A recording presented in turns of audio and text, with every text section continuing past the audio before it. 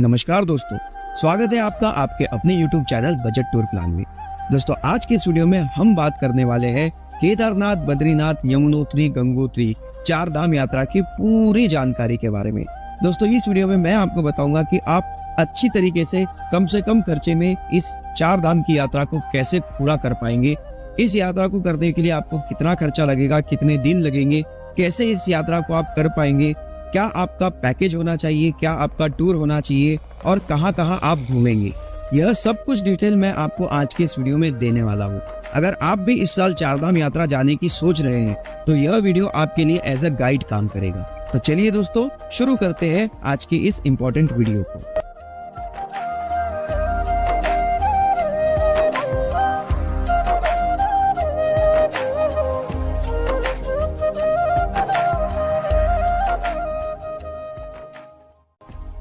दोस्तों 4 धाम यात्रा की शुरुआत हरिद्वार से ही हो जाती है और 4 धाम यात्रा करने के लिए आपको 9 रात 10 दिन का समय लगता है। सबसे पहले आप करते हैं यात्रा यमुनोत्री की, फिर गंगोत्री की, फिर केदारनाथ और उसके बाद बद्रीनाथ। तो सबसे पहले आप हरिद्वार से बस पकड़कर बारकोट आ जाइए और थोड़ा आगे जाना चाहते हैं तो हनुमान चट्टी या उससे आगे जाना चाहते हैं तो जानकी चट्टी आ जाइए, जहाँ पर आपका स्टे होगा।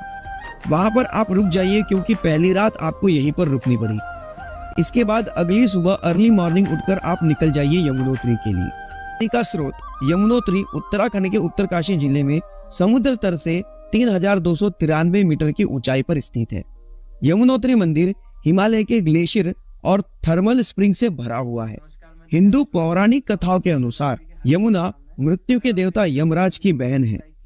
ऐसा माना जाता है कि यमुना में स्नान करने से शांति मिलती है। यमुनोत्री में मंदिर सुबह 7 बजे श्रद्धालुओं के लिए खुल जाता है। दोपहर 1 बजे से 4 बजे की अवधि में यह मंदिर बंद रहता है और फिर 4 बजे से रात 8 बजे तक यह मंदिर खुला रहता है। 8 बजे के बाद मंदिर बंद हो जाता है। यमुनोत्री मंदिर के दर्शन कर आप यहाँ पर ग्लेशियर का आनंद ले सकते हैं। साथ ही आप यहाँ पर जानकी चट्टी, सूर्य कुंड, शनिदेव मंदिर और सप्तऋषि कुंड भी घूम सकते हैं। इसके बाद आप रात तक वापस अपने होटल में आ जाइए और खाना खाकर एक प्यारी सी नींद ले लीजिए। इस तरह से 2 रातें आपको यमुनोत्री में ही लग गई। इसके बाद अगले दिन सुबह उठकर आप चलेंगे गंगोत्री धाम के लिए। यमुनोत्री से आपको सबसे पहले उत्तरकाशी पहुंचना है। आपकी तीसरी रात रुकने की व्यवस्था उत्तरकाशी में रहेगी।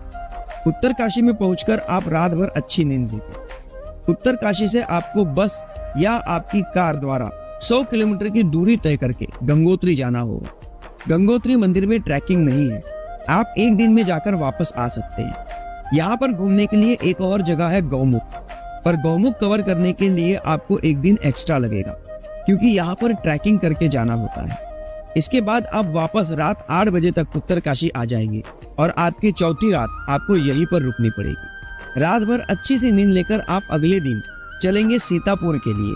सीतापुर से आगे गाड़ी नहीं जाती, यहीं पर आपकी गाड़ी पार्क हो जाएगी।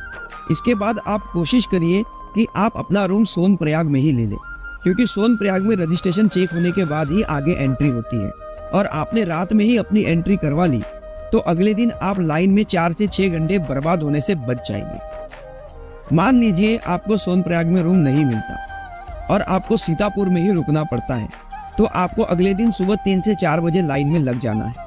लाइन में सीतापुर से सोनप्रयाग पहुंचने के लिए आपको 4 घंटे लग जाएंगे, जो कि सिर्फ 1 किलोमीटर का अंतर होता है। सोनप्रयाग के बाद नदी का पुल क्रॉस करके 50 रुपए की शेयरिंग टैक्सी लेकर आप पहुंच जाएंगे गौरीकुंड, जो कि 5 किलोमीटर की दूरी पर स्थित है। गौरीकुंड में आप गर्म पानी के कुंड में स्नान कीजिए।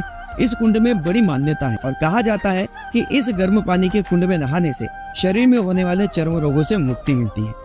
इसके बाद 22 किलोमीटर का ट्रैक करके आप चलेंगे केदारनाथ के लिए। लिखने और पढ़ने के लिए तो यह 16 किलोमीटर का ट्रैक कहा जाता है, पर यह 16 नहीं 22 से 25 किलोमीटर का ट्रैक है। गौरीकुंड आप सुबह 8 बजे तक पहुंच जाएंगे और धीरे धीरे चलते हुए लगभग 25 किलोमीटर का ट्रैक पूरा करके शाम को 4 से 6 बजे तक आप केदारनाथ मंदिर परिसर पहुंच जाएंगे। इस 25 किलोमीटर की ट्रैकिंग के लिए आप चाहे तो घोड़े या खच्चर का भी इस्तेमाल कर सकते हैं, जिनका चार्जेस 4 से 6 हजार रुपए के बीच होता है।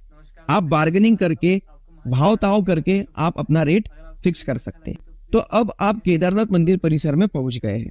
अगर आप पैकेज के थ्रू आए हैं तो आपके रुकने की व्यवस्था पहले से ही यहाँ पर कराई गई होगी। और अगर आप स्वयं आ रहे हैं बिना किसी पैकेज के, तो आपको रहने के लिए सबसे सस्ता है टेंट। टेंट वाले आपको मंदिर परिसर के 5 किलोमीटर पहले से ही मिल जाएगी। आपको कंफ्यूज नहीं होना है, आपको अपना टेंट केदारनाथ मंदिर से ऊपर घोड़ा पड़ाव के 1 किलोमीटर बाद लेना है।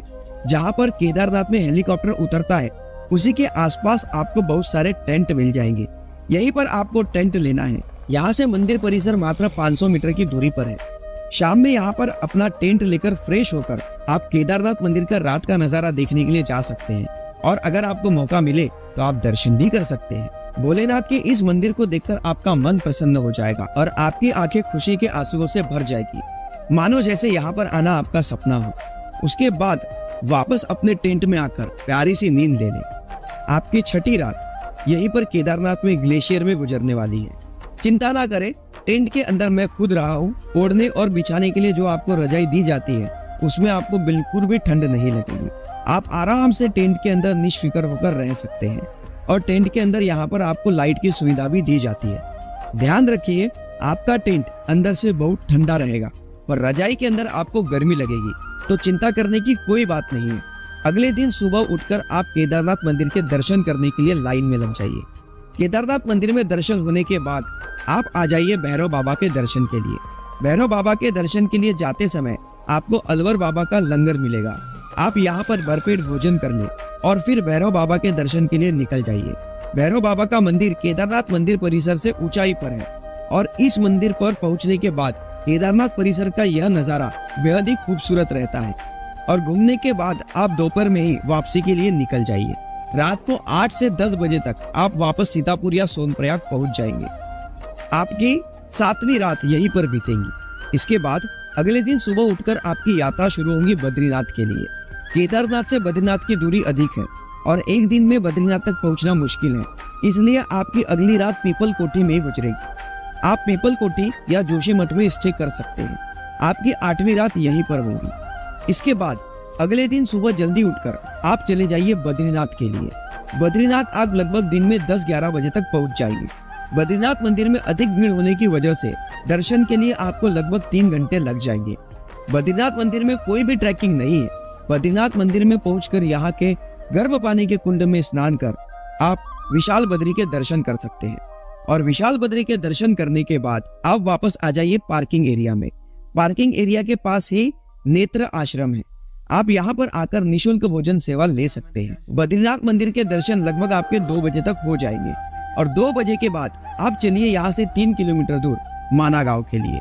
माना भारत का प्रथम गांव घूमने के लिए आपको 3 से 4 घंटे लग जाएंगे।